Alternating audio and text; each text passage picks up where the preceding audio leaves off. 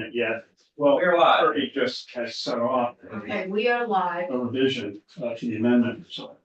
We have a proposed amendment, which is somewhere in the ether between Kirby's computer and our computer. But Randy, could you give us an outline of what the proposal is? Yeah, we find it here, so I can do that. Get out of here, Randy.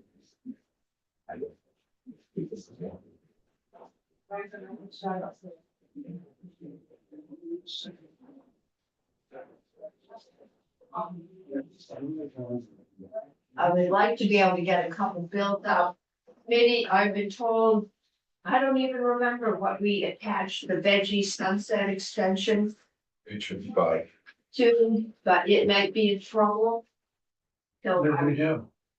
I would like to just do H10, strip it out. Kirby, is that your bill? H10? No, I'm trying to think who did that. Oh.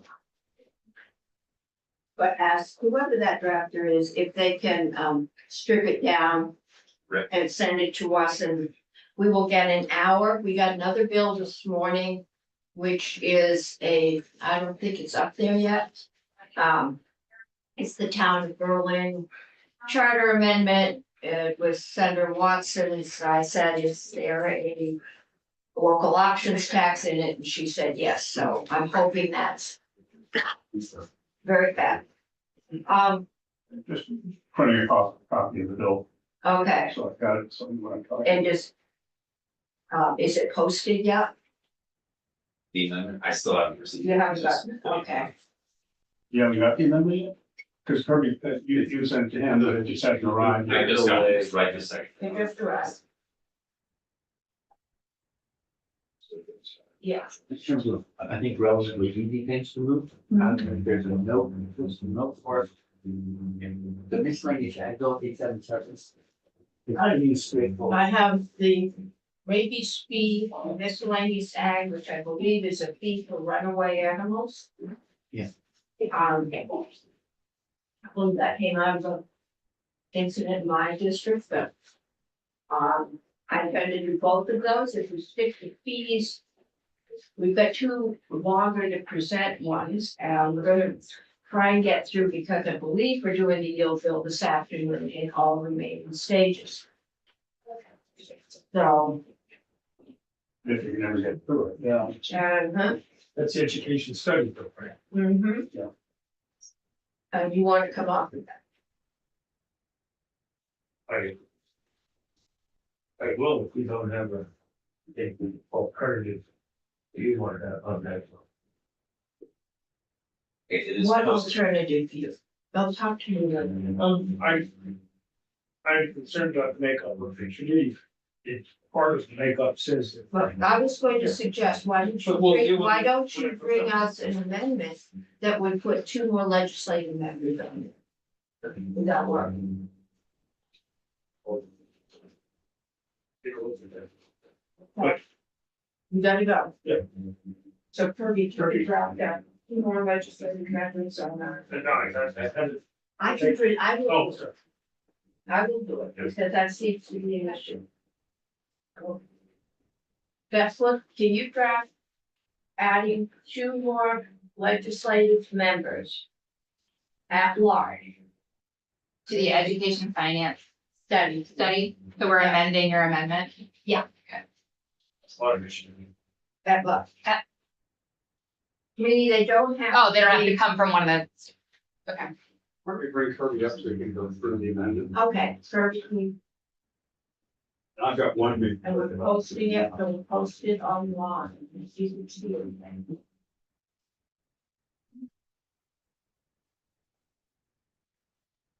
One by each body. Okay, it is up as a wrong amendment.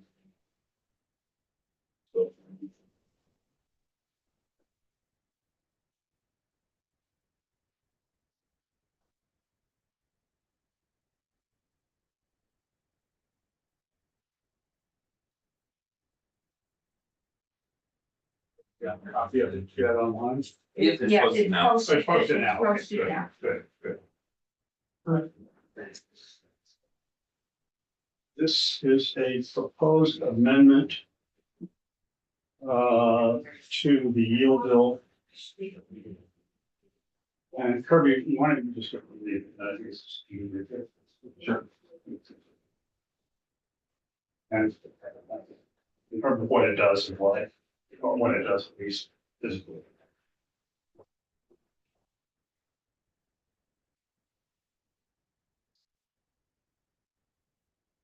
Got it?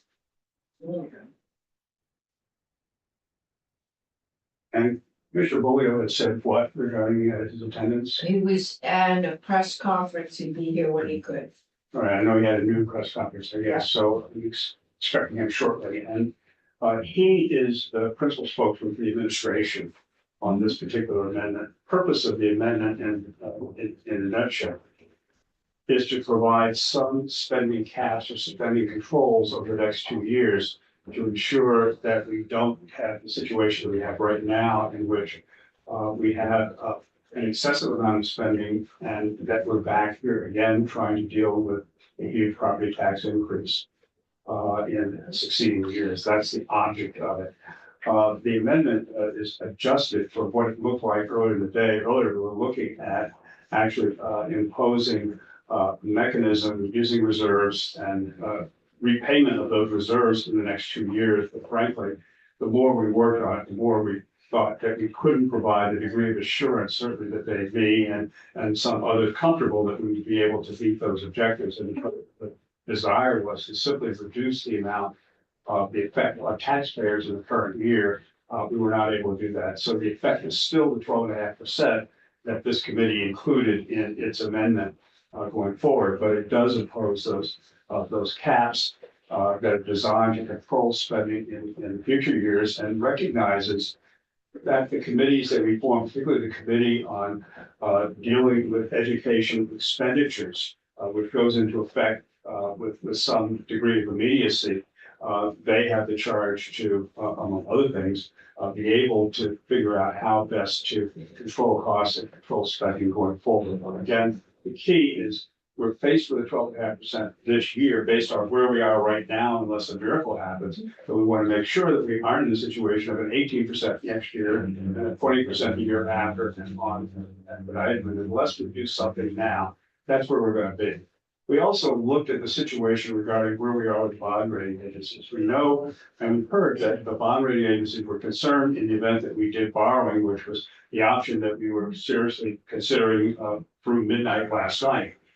To deal with this problem, it does have a potential impact on our bond rating, which could not be favorable. But the other message that we've also got from the bond rating agencies is if we don't do something now, we are also in danger of our bond rating because the absence of action also is a threat. And my concern, again, in particular, is the bond rating can have an effect, a ripple effect throughout the Vermont's economy, not just in education, but in everything that we do, and certainly for our municipalities and others who are trying to raise money. That could be a serious impediment. So, but perhaps Let's, you're gonna ask- Kirby, walk us through Kirby, what walk this through does, that. and, I mean, we put the excess spending cap on, so how this is in place of, or works with it, and what the impact may be. Okay, sure. So Kirby Keaton, legislative council, I drafted this amendment yesterday for Senator Brock. The first thing that it does is to amend the yield bill to include, you probably heard of the allowable growth percentage or allowable growth concept, which was to take the place of excess spending, and it functions a bit differently. But this amendment would have excess spending and allowable growth both apply. The language here, though, is not allowable growth. It's called allowable education constraint.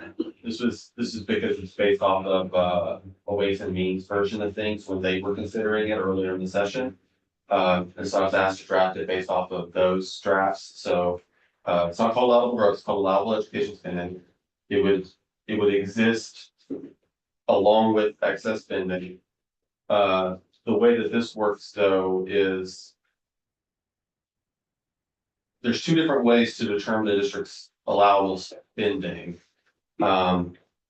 It's helpful to look at the graphs that Julia's prepared. But, so I'm gonna try to describe those graphs, because I think it paints a better picture than just describing the map. The, And perhaps, yeah, if you could make some copies of those graphs. Well, it might be helpful, Julia could share hers, back there. We can look at that. Rather than words. but the way it tends to work is for each district, there tends to be a cap that follows that district's spending. Whereas excess spending is sort of, if you think of like a line of spending of all the different districts in the state, she'll show you. I don't have to use my arm to state. There's a straight line. There's a straight line Below across that is 16% excess over spending. average spending, you get. Yes, and the allowable growth tends to track along with the district themselves as they spend. So with both of those working together, the question would become, what about districts that exceed the allowable spending or the excess spending threshold? At like if districts that exceed both, which of these would apply? For the We districts, spend 115.9%, and they would be just those that spend more than, currently the yield bill excess spending threshold is 116% of the average statewide. So those that exceed that, and also following the calculation for allowable growth, what happens? So one thing I want to mark for you was, I had a conversation with Commissioner Bolio yesterday evening. It was a quick conversation in which he thought it made sense to follow the allowable growth in that case. Since then, I've had a conversation with Julia, so I want to flag for you that we may, if we want to have both of these concepts both existing at the same time, we may want to change the language in the amendment to specify that the calculation used would be the one that results in the highest increase in homestead rate, because I think that was the goal. But as it's currently drafted, that wouldn't be the case in all cases. If you look on the far right of the screen, those blue dots with the red line over them, the blue dots are the districts and spending. The red line is allowable growth cap, and then the green line is the excess spending cap. So where it gets tricky is on, The green is is the excess spending threshold At 116 or 116. at 116. So where it would get tricky is, so on the, actually, I'm gonna deal with the left side first. The left side of the screen, you'll see it's mostly going to be allowable spending that's going to be a cost containment under this model, because they're not close to the excess spending, they're not close to the green line.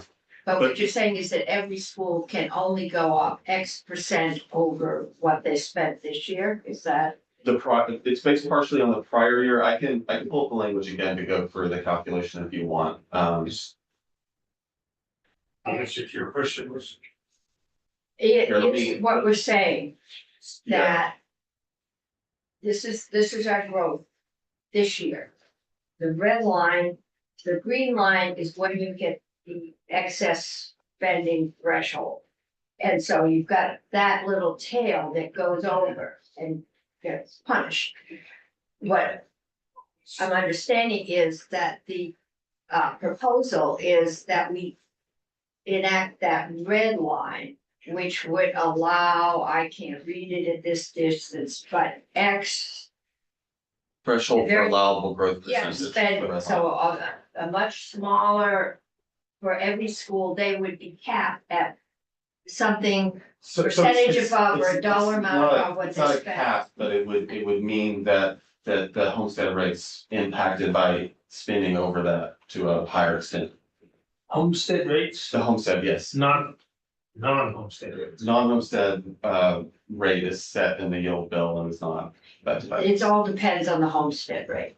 The homestead rate, There's a rate now, Yes, and we're gonna split the grand list into homestead to be treated one way.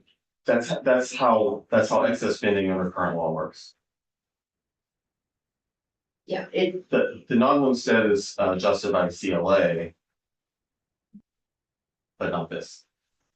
but generally, everything rises, and so wherever the homestead rate rises, we have set the non-homestead to rise in equal percent. That's what we've been doing. So So before, this would just say the spending, CLA and everything else out there, but the spending could only go up X amount. I think the next question is, what is the X amount? so, I may have skipped ahead a little bit, so I'm gonna go back to the language so that you're Okay. clear about what the allowable growth is, like, I'm gonna explain the math. So if you're following the allowable growth way of calculating things, it means that excess spending is per pupil education spending adjusted to include any amount required to be added to education spending from a capital reserve, which is what is done for excess spending also. That is in excess of the district's per pupil education spending in the prior fiscal year, plus the district's allowable spending. In the event that a district has excess spending, and this is for the amendment currently is written. In the case that excess spending applies both to the excess spending calculation and the allowable growth. Currently, the amendment says will follow allowable growth. Okay. So now I'm gonna tell you what allowable spending means, though, for the purposes of figuring out the allowable growth. So it says for fiscal years 26 and 27, allowable growth or allowable spending for any individual school district is an amount equal to the actual amount of per pupil education spending in the district in the prior fiscal year, multiplied by the district's allowable spending percentage. And then a district's allowable spending percentage is the greater of a percentage that results from the following equation: the highest per pupil education spending in any district in the state, excluding borders, in the prior fiscal year, divided by the actual amount of per pupil education spending in the district in the prior fiscal year, minus 1 multiplied by 5.5%. You have passed my algebra. Right, and then it's also based off of need, but the end result of that is the red line that you're seeing on Julia's chart. Okay, which means they aren't allowed to go up much at all. It's based more on that district's spending in the prior year. Yes, And then again, it's not a hard cap, but it means that there's an impact on the homestead rate if it's exceeded. So for most of the districts, the allowable spending is gonna be more of a cost containment thing. For the ones on the high end of spending already, though, the ones that, especially the ones that are already oh, yes. surpassing excess spending, the question becomes, which of the two do you want to apply? It's written so that the allowable growth applies. But there could be circumstances in which it would be more punitive for the excess spending to apply instead. So if that's the goal, if that's the policy decision, then I should probably adjust that language to say the calculation will be used that will result in the highest homestead rate for the district. Does that make sense? Somewhat. It's a while to digest it, and I need to see it laid out. The graph is helpful. Sure. Senator McDonald. Traditionally, Madam Chair, when this committee and others have discussed the important questions that we're hearing, we had the ability to run the actual numbers. Yes. So to reflect, to see what happens. How are we going to do that now? I think we are running up. We have the ability. What we don't have is the time.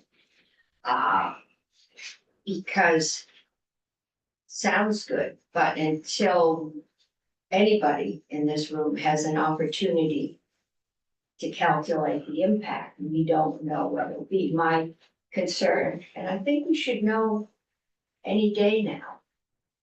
But it's been indicated that health insurance rates are going to go up a lot.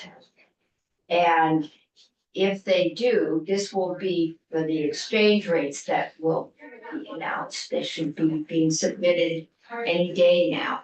I can't think with what we saw with teachers' insurance last year that they're not gonna go up. That is pretty much beyond the control of the schools In this committee, and this committee. Well, we have some jurisdiction over health insurance, but no, it's market forces. We don't have a lot. I just don't want to have schools in that position. On the other hand, Julia, can you shed some light on what those numbers would look like? And then I've got Michael O'Grady here, so I'm gonna do runaway animals and probably the rabies. Can you do you can't do the, I can do both. okay, good. So Julia, and I will give people a chance later today. It may be a lot later today, but to look at this. Sure, Julia Richter, JFO, so yes, the chart that I was showing before does reflect this model proposal. So I can share it again if that would be helpful. It's hard to tell So, what's the number that we're limiting to. It looks like almost no growth. right, so the way that the allowable growth percentage essentially works is it's calculating a ratio of where a school district's per pupil spending sits in relation to the highest per pupil spending across the state. So the further that difference is, the larger the allowable growth percentage allowed for that district. So what we're looking at here is that modeling done. Yeah. So on the far left hand of the chart, you're seeing the forecasted per pupil spending of the district with the lowest per pupil spending. So we got 1 at 8 and 1 over 18. Right, so each one of these blue dots represents a district. So this lowest, this is the district with the lowest forecasted per pupil spending in FY 25. And so we do this formula where we calculate the ratio of each district, so each one of these blue dots compared to the highest per pupil Yeah. spending district, what we're seeing here on the right. And then do a couple more math steps to make that percentage, and then multiply it by 5.5%.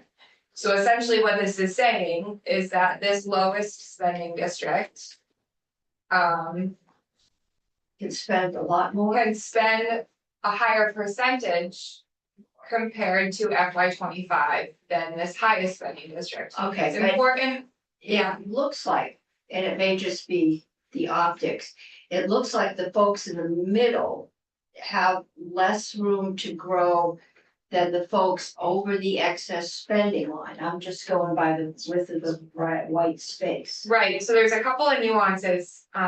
One is the floor that's been set in the language for the allowable growth percentage is inflation. So somewhere around in here, we're seeing that all school districts are allowed the NEAT Inflation. forecast. It's also important to keep in mind that it's a percentage of the school district's prior year spending, right? So that when you take a percentage of a larger number, then it's a larger amount put on top of that school district's Okay. per pupil. So that might be what you're referencing. Yeah, Madam that Chair. may be what I'm seeing up there.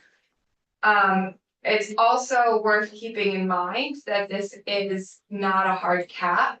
It's a nuance for the excess spending threshold, right? So it's if there's spending above the line, that's that spending above the line per the definitions that I don't think Kirby's walked through yet. That spending above the line is what's subject to that double tax. Okay, so if you are spending above the red line, you get the same penalty as spending above the green line. Right, so You we're get looking the at whole- sort of two different policy proposals on the same graph here. So the green line is the 116% And that that's in the the bill. committee voted out for the excess spending threshold, regardless of where that school district's spending was in the prior year. Right, It's hard line. if you spend above that line. If you spend above that line, you're double taxed on the amount you're spending above that line. The red line is the allowable growth percentage. Okay, From what you've described, I would expect to see a larger gap between the blue and the red dot on the left-hand side and that gradually shrink, but it seems almost proportionally or the same amount between the blue and the red line. Am I missing something? No, so the way that it's charted here is the second step of a two-step equation. So what I could have also overlaid here, and I would need to do it and come back, would be showing the percentage increase that a school district is allowed. And if it were to be, like if on the right hand y-axis, we were to be plotting percentage, right? And have a line corresponding with that percentage, you'd see that for the lowest spending districts, they had a higher percentage increase. And then as we got to the higher spending districts, they have a lower percentage increase. Okay. I'm not gonna vote on this right now. I think it's out there. I will give folks a chance to digest it. We will try and find time to get back, but we are doing the yield bill on the floor this afternoon, sometime this afternoon, so I hesitate to approve something that I don't know what the impact is going to be. I mean, we're gonna Well, I guess recommend it. This would be a make it good, useful, for Kirby without necessarily going over all the details of the bill. yeah, To touch the high points of what's in it and what it actually does and why. Is that, Sure, I mean, I can quickly run through, I mean, what we just saw would be, instead of having just excess spending threshold as a cost containment, it would have both of these things. right, And as you saw, especially for the districts that are currently spending less, it would impose more cost containment on those districts, Right. okay? And again, under this amendment, both of those cost containment, measures would be in effect. The other part of the bill, which is the majority of the meat of the entire thing, or not bill, I mean amendment, have to do with education opportunity payments. If you recall, educational opportunity payments concepts. So those for pupil weighted grants, yeah, It's very similar to what Representative Beck discussed with you, if you remember. It's a version of that concept that would be for fiscal year 27. I would note that the language you have in the amendment would require a lot of adjustments next year because there's some unanswered questions, some more policy questions that need to be determined. There is a contingent effective date built into this amendment so that at least until some of those policy questions are put into law, the educational opportunity payments idea would not using become that law. expression, Madam Chair, because that's what the House used. that is what the House used. We are not using anything right now, Senator, the Well, when I hear proposal. those words, my brain goes per pupil weighted grants. Yes, that is what the rest of the country does, and that is what the proposal has been to look at, yes. You might call them Texas Rose scholarships, but it's the same math. Yes, Yes. Okay, I'm going to try and get two more bills out of here. I think this may be the greatest idea since sliced bread, but I've got 5 minutes to get two bills out of here. We got one more today, so if we get these two, we still have 6 and we have 1 hour to do that. And to make a decision on this. This again is a really good idea, but it is prejudicing if we pass this, it's gotta have an influence on what our study committee.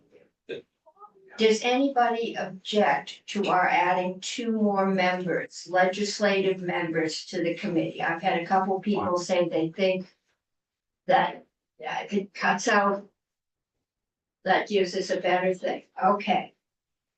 Thank you, Kirby. We will try and get back to this. Michael, walk us through horses and rabbit stuff.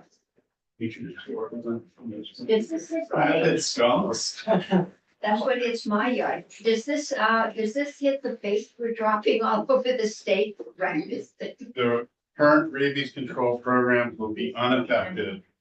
okay,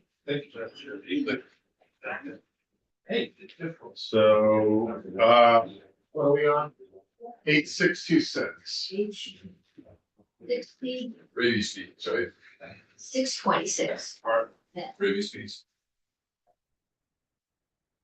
So, you want me to put it up on the? You stick it in the screen. I think it's the animal welfare bill, Yes. 626. So This is Mike O'Grady, legislative counsel. For years, the issue of how animal welfare laws in the state are implemented and enforced has been a significant issue of discussion. There is no centralized agency or entity that regulates animal welfare in the state. Consequently, there are times when it's unsure how the complaint or an issue is responded to. And you've probably heard stories about that, whether it's the goats in Charlotte or the dogs in Franklin County, etc. A couple of years ago, you asked the Department of Public Safety to put together a study committee and a report with recommendations on how to address animal welfare enforcement in the state. They came back with this report. Has kind of been consistent with this issue. In the beginning, the Department of Public Safety recommended that a division of animal welfare be created at the Agency of Agriculture. The Agency of Agriculture said, no, thank you.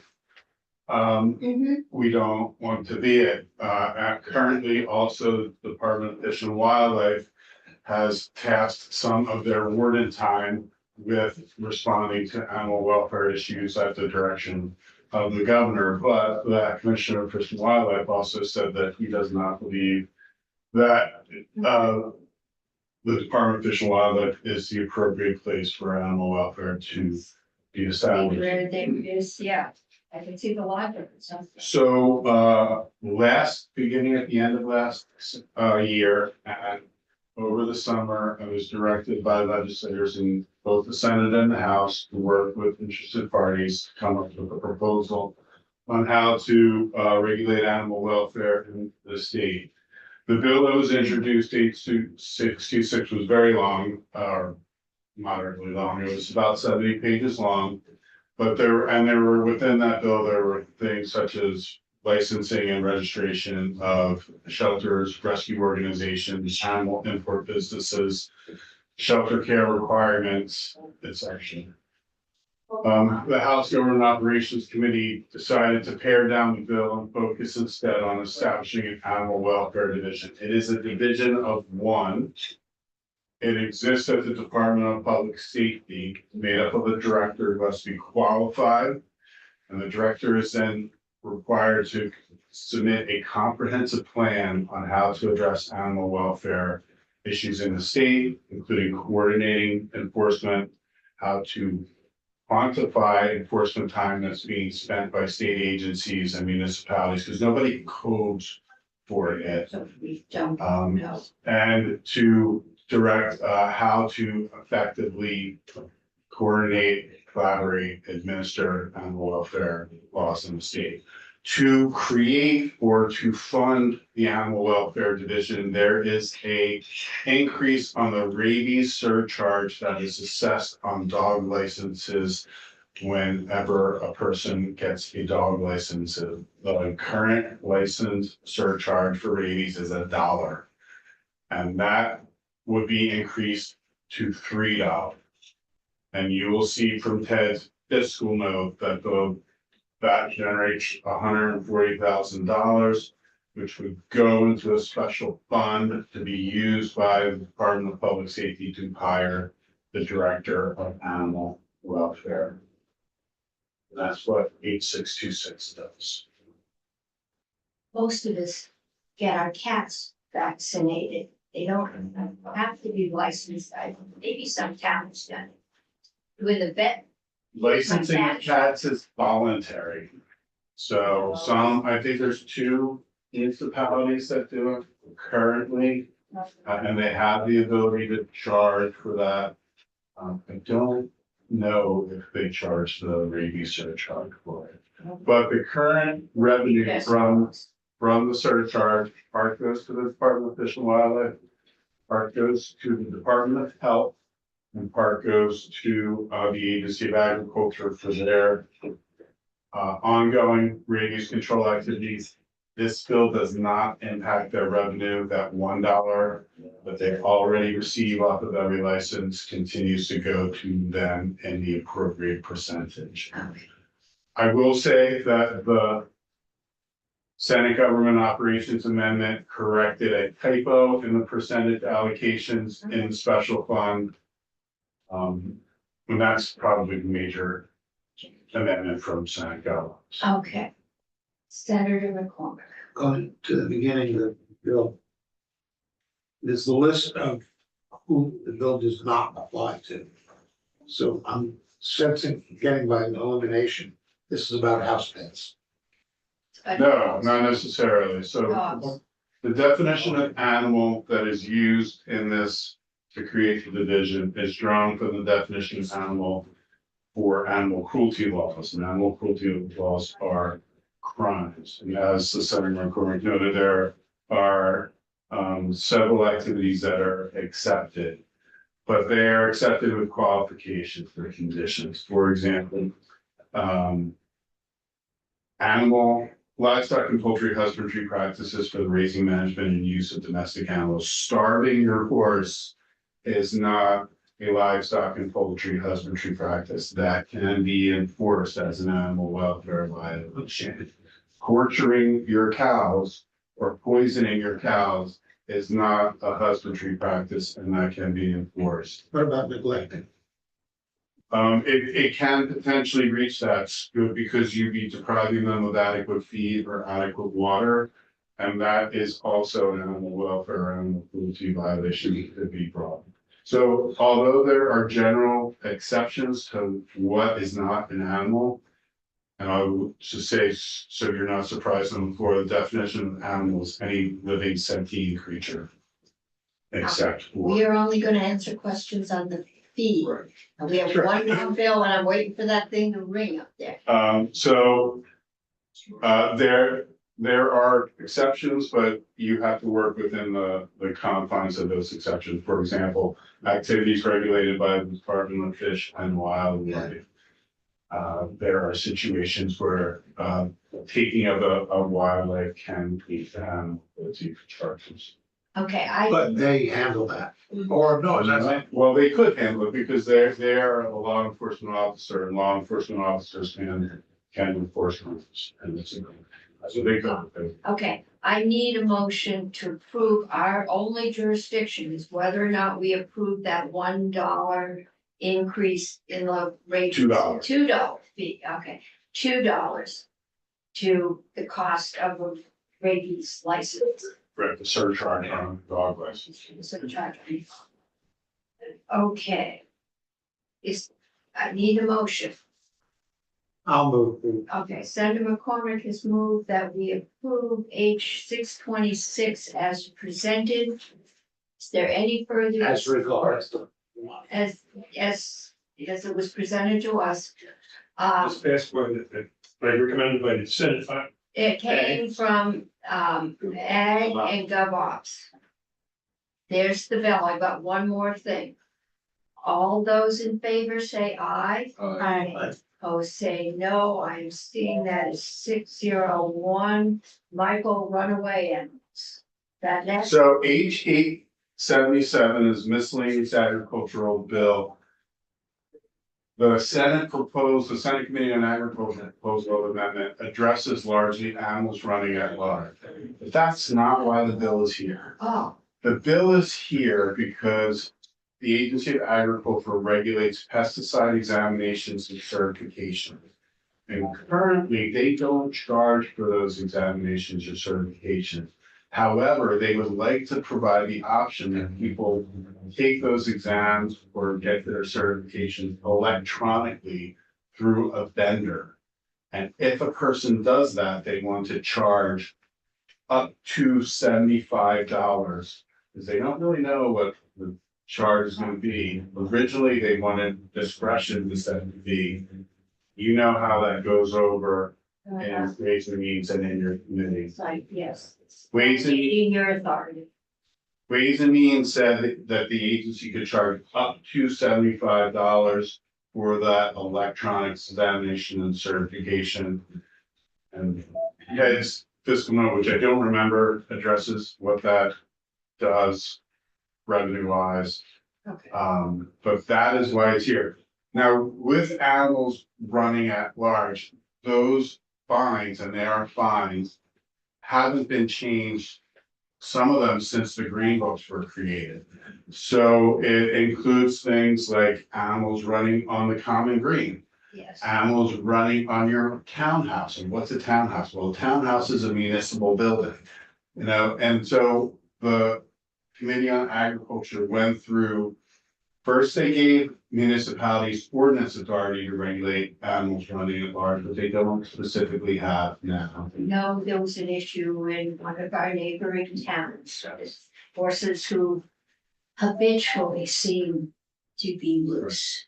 And the second thing that the Committee on Agriculture did is it changes those fines and it makes those fines per animal.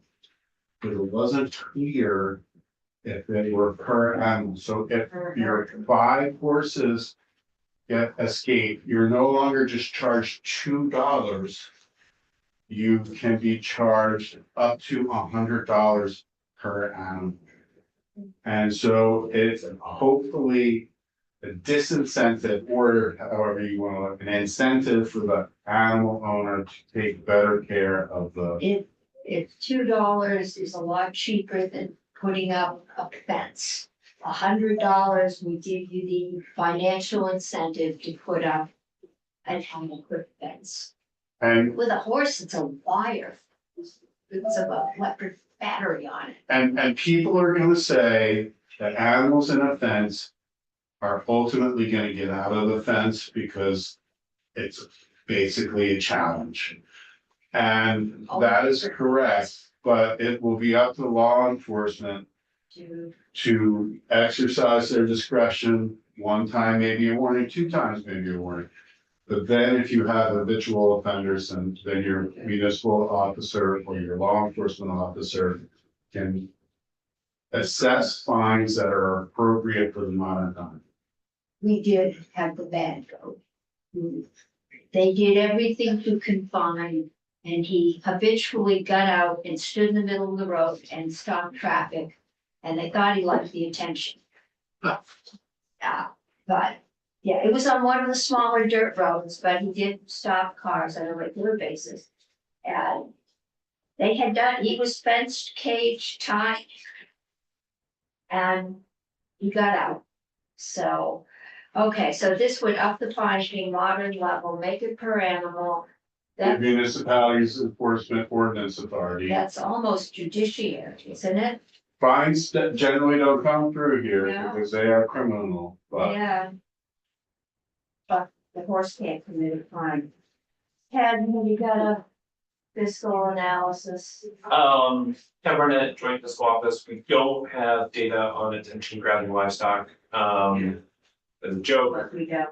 Yes. I know what's the joke about Yeah, it's totally a joke. Yeah, we typically don't forecast fines and penalties, just Yeah. hard to know. On the piece that would allow the Agency of Agriculture to charge $75 for folks who do their permitting licensing electronically. We forecast a negligible impact on special fund revenues of the subset of folks who get our license, a smaller amount, we use the electronic option. And it's ultimately dependent on the agency to come back in December 2024 with the accuracy amount. I assume the $75 covers the agency's costs. we don't really know. that. Yeah, well, I mean, yeah, Because they haven't there entered will the be a contract cost. with the vendor. It's not a money-making revenue. There will be a cost to providing what is a convenience for people. They don't have to drive wherever they have to drive and take a Saturday. Or wait till it's scheduled. Yeah, so you can just go on when you really need the ability to spray something. Fortunately, we are getting the locust sections of the country again. All right, committee, what's your favorite? Senator Bray. I would move the finance report favorably. 877 is amended by Committee on Agriculture. Yes, amended by the Committee on Agriculture. Further discussion? If not, all those in favor say aye. Aye. Opposed say no. I'm hearing that is 601. I need reporters for the last 2 bills. I can, I'm doing the one the ag one from Oh, natural. okay, so you wanna do hours? Sure. Okay. Senator McCormick, do you wanna do the rabies one? We're just approving the fee. Yeah. Increase, we start doing something. I'm sure there'll be more money required at some point, but this is the start, getting statewide Exactly. coordinated and And part of the plan is supposed to come back as a proposal for. money. But I'm just gonna do a, We're Yeah, looking at a setback. $2 increase. Yeah. We felt that. Yep. Was acceptable, that I don't think that fee's been increased since we started. you count on me, Madam Chair, otherwise. It has, It has not. it has not. So it has not. In that been way, increased. since it was established, that's correct. Yeah. Okay, we will be back after the floor. I think we're gonna get an hour. I've got two bills that's gonna take that long, get